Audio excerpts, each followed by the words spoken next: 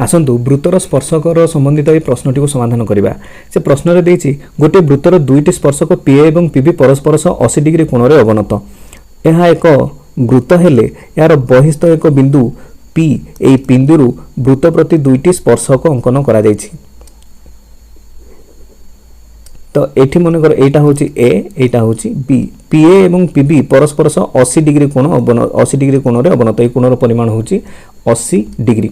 Question में पचारुछि जदि ओ वृत्तर केंद्र हुए, जदि ओ ए बिंदुटी वृत्तर केंद्र हुए तेबे कोण पीओ ए रो मूल्य केते? पी ओ ए आर यार मूल्य केते? आमे जानती वृत्तर केंद्र स्पर्श बिंदु प्रति अंकित रेखाटी वृत्ता प्रति हुए लंब। ठीक से परी ओ कतरु बी रु अंकित रेखाटी एटा मध्य हबो लंब। ए ओ बी पी चतुर्भुज रे ए कोण ए और कोण बी रो परिमाण 90 90 180। तो आमे जानिले कोण ए ओ बी एवं कोण ए पी बी मिसिकी हबो होची 180। कोण ए ओ बी कोण ए पी बी यह मिसिकी हेबे होची 180 डिग्री। कोण ए पी बी रो परिमाण जेहेतु 80 डिग्री देइची कोण ए ओ बी रो परिमाण हबो होची 100 डिग्री।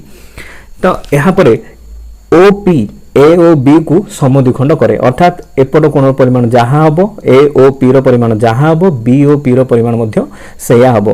तो कोण ए ओ पी रो परिमाण पाइबा किपरि ना कोण ए ओ पी रो हबो होची कोण ए ओ बी रो अधा। कोण ए ओ बी रो परिमाण होची 100 डिग्री। तो कोण ए ओ बी रो अधा हबो होची 50 डिग्री।